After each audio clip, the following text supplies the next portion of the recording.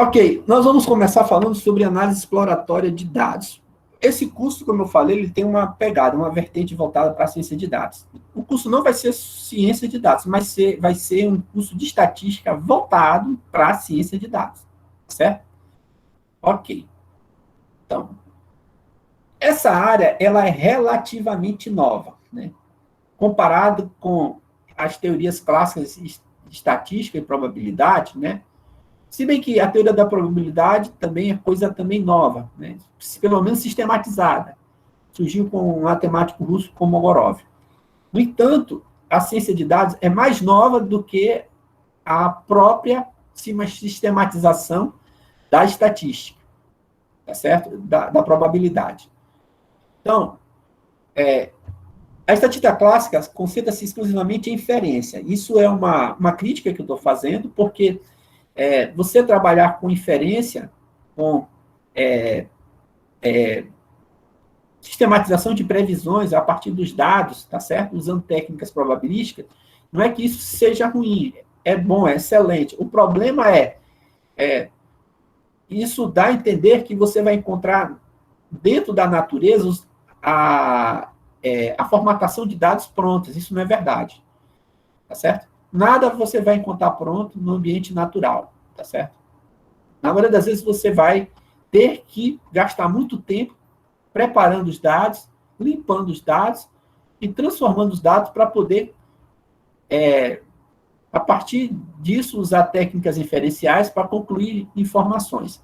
O problema é que, na maioria das vezes, os cursos clássicos, eles relegam essa parte introdutória de tratamento de dados, de manipulação de dados, tá certo? E tratam a parte inferencial, a parte de estatística matemática, como fim em si mesmo. Isso, para mim, é uma crítica que eu estou fazendo. Porque eu acho que, na prática, vocês não vão encontrar as coisas para serem modeladas em tabelas, em data frames prontos. Vocês vão gastar tempo construindo os próprios data frames de vocês. Então, os complexos procedimentos para tirar conclusões de grande população com base em pequenas amostras. Isso é estatística inferencial, isso é inferência. E para isso, claro, você vai ter que usar técnicas probabilísticas. Então, a estatística clássica, ela tem essa pegada inferencial com valorização muito forte das técnicas probabilísticas propriamente dita. Ok. Bom, quem iniciou tudo, essa jornada, foi um matemático americano, John Tucker. Em 62, ele sugeriu uma reforma estatística em seu inovador estudo. Ele chamou esse estudo de futuro da análise de dados. Ele cria uma nova disciplina científica chamada análise de dados. E essa disciplina, ela engloba a inferência estatística. Ou seja, ela fala de mais coisas além de inferência estatística. Porque os cursos de estatística clássicos são muito voltados à parte só inferencial, ok? Bom, ele também inventou os termos bit e software. Essa palavra que vocês conhecem como bit e software, isso foi invenção desse cidadão bem aí. Aqui a foto dele, já faleceu, se não estou enganado, ele faleceu em 2007. Okay? E a gente precisa, pelo menos, ter uma ideia de como classificar dados. Ok? Existe uma célebre frase, né, que agora eu não estou lembrado, né, mas, em outras palavras, Linus Torvalds, que foi o criador do sistema operacional, né, desenvolvimento, o Linux, tá certo?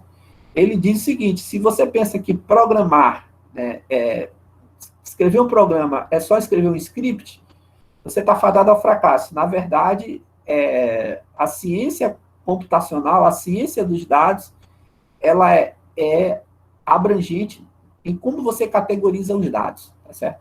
Como você classifica os dados. Pessoal, dados, nós estamos na era dos dados, tá certo? Você olha para todos os lugares, as informações estão aí saltitantes. O problema hoje não é a falta de informação. Né? Vocês hão de concordar comigo que vocês vão para as redes sociais, há uma enxurrada de informação, você sai para fazer alguma atividade, tá certo?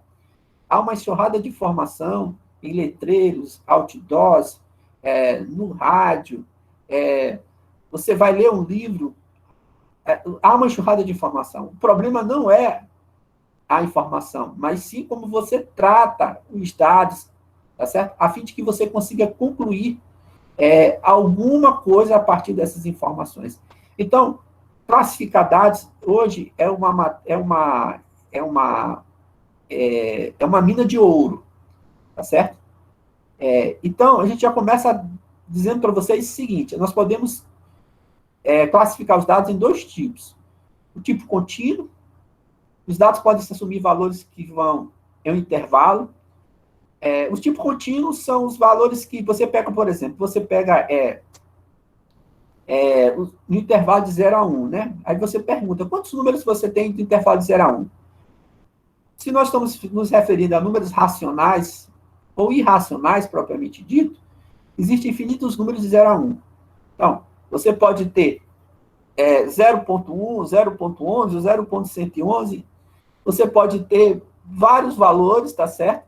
Com precisões mais diversas para esse valor, tá certo? Dentro do intervalo de 0 a 1. Então, você tem um conjunto de valores, ok? Com precisões cada vez mais inerentes a esses valores dentro do intervalo. Então, é para isso que vocês têm a classificação dos tipos de dados, quando vocês olham para algumas linguagens de programação. Por exemplo, Python, R, ou então até mesmo C, classifica os tipos de dados nesse intervalo como sendo tipo float, né? Que vem de ponto flutuante, ok?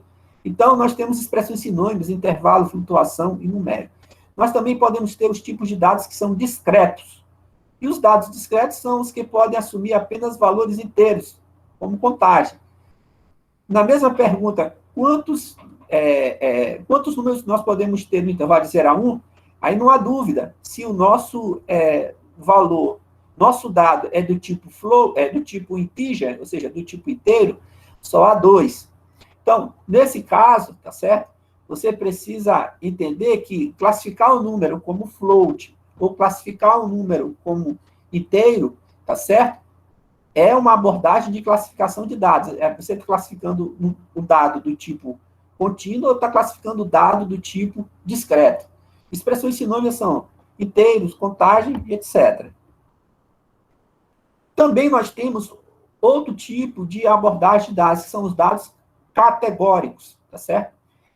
Dados categóricos são dados em que eles não têm representação numérica propriamente dita, ou seja, aquele valor não está codificado a ter uma informação numérica, uma medida numérica, uma expressão numérica propriamente dita. Entendeu? Então, esses dados, eles podem apresentar um conjunto específico de valores, tá certo? Que nós chamamos de conjunto de categorias. Por exemplo, se você pega o tipo sanguíneo dos indivíduos, você tem uma quantidade específica de categorias, né? Tipo A, tipo AB, tipo B ou tipo O. Tá ok? Então, classificar o sangue dessa maneira tem sua importância, tá certo? Diferenciado de classificar, por exemplo, números do tipo inteiros ou do tipo discreto, tá ok? Expressões sinônimas para isso são enumeração, enumerado, fatores, nominal ou politômico, tá certo? Geralmente, quando você pega dados categóricos, tá certo? Você quer dar uma ordem de prioridades para eles. Por exemplo, no caso de tipo sanguíneo, né? Você está fazendo uma pesquisa sobre o comportamento do indivíduo em relação a um determinado tipo de patologia, de uma doença. E vamos supor que os tipos sanguíneos, né? É só um exemplo aqui, os tipos sanguíneos influenciam. O tipo A é mais susceptível a esse tipo de patologia do que o tipo B. Então, você pode classificar, você pode dar uma ordem, tá certo? De prioridade, de ação dessa doença em relação a esse tipo. Então, você está querendo trabalhar um determinado tipo de droga, de vacina, para esse tipo de patologia, e é importante classificar essa tipagem sanguínea. Não é porque o dado não é numérico que você não consiga classificar em ordem de prioridade, né? Dizer, tá certo? Quem é o primeiro, quem é o segundo, quem é o terceiro e assim por diante. Tem os binários. Os binários é um caso especial de dados categóricos, e nós temos só duas categorias, né? É o tipo bool, que vocês conhecem, né? Ou seja, você tem as variáveis do tipo lógica, booleana, né? Binário, né? Você só tem representação isso para dois tipos de informações, o verdadeiro, o falso, ou 0 e 1, e assim por diante, né? Então, as expressões sinônimas para isso, tá, ok? São dicotômico, lógico, indicador, booleano. E também tem os dados do tipo ordinais, são dados categóricos que têm uma ordem explícita, né? Então, você pode ter um fator do tipo ordenado, né? Como eu falei anteriormente, né? Você pode pegar e classificar categorias dando ordem de prioridade, né? Nós vamos ver já um exemplo, por exemplo, de uma carteira de passivos, né? Passivos são dívidas que um determinado indivíduo adquiriu. Aí você pode classificar essa carteira de dívidas a partir de uma ordem, né? Ou seja, você tem um fator ordenado, apesar desses objetos serem objetos categóricos, né? Mas você consegue dar uma ordem para esses objetos. Então, basicamente, a gente sabe que a gente pode dividir os dados em dois tipos básicos, né? Um tipo numérico, e a gente pode classificar como contínuo discreto. Então, imagine lá, computacionalmente falando, e eu já vou fazer essa puxada para essa linguagem computês, tá certo? Porque vai ser importante, pessoal. Então, vamos lá. Também temos objetos, os status dos dados são binários ou ordinal. Quando falar de binário, você está falando de bool, né? E quando falar de dados categóricos ordinais, nós falamos de factors, de order de factors, de ordem de fatores, tá ok? Aí vem a seguinte pergunta: Marcos, isso é muito chato, né? Eu pensei que eu fosse fazer uma disciplina onde eu fosse fazer contas, demonstrações, teoremas probabilísticos, né? Bom, por qual a importância de a gente saber classificar dados? Ou seja, ter uma taxonomia para dados. Bom, taxonomia para dados é importante por quê?